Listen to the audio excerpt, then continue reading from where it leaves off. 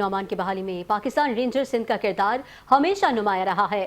شہر میں دہشت، بھتہ خوری اور ٹارگٹ کلنگ کے اندھیروں سے امن کی روشنی تک کا یہ سفر آسان نہیں تھا۔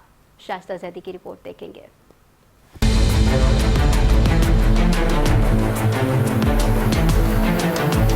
کبھی ایسا وقت تھا جب کراچی کی گلیاں خوف کی علامت بن چکی تھی۔ 1994 سے 2016 تک سیاسی تشدد، بھتہ خوری اور ٹارگٹ کلنگ نے شہری زندگی مفلوج کر دی تھی۔ ایک کال پر شہر بند ہو جاتا، مغرب کے بعد گلیاں سنسان رہتی اور لوگ خوف کے سائے میں جیتے تھے۔ سیاسی جماعتوں کے مسلح ونگز نے تشدد، زمینوں پر قبضے اور بھتہ خوری کے ذریعے کراچی کو یرغمال بنائے رکھا۔ سینکڑوں افراد اپنی جانوں سے ہاتھ دھو بیٹھے اور ہزاروں خاندان بے گھر ہوئے۔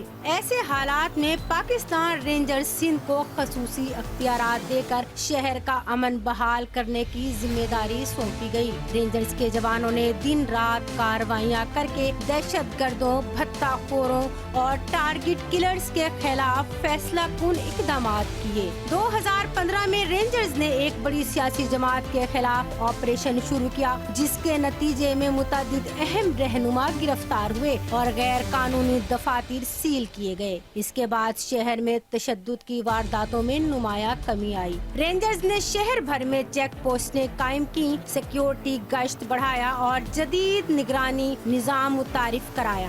سی سی ٹی وی کیمروں کی تنصیب اور انٹیلیجنس کی بنیاد پر کارروائیوں سے جرائم کی شرح میں واضح کمی آئی۔ رینجرز کے متعدد جوانوں نے کراچی کے امن کے لیے اپنی جانوں کے نذرانے پیش کیے۔ ان کی قربانیوں کے نتیجے میں آج کراچی ایک بار پھر روشنیوں کا شہر بن چکا ہے۔ امن کی یہ فضا برقرار رکھنا اب شہریوں اور قانون نافذ کرنے والے اداروں کی مشترکہ ذمہ داری ہے۔ شائستہ زیدی، 5 نیوز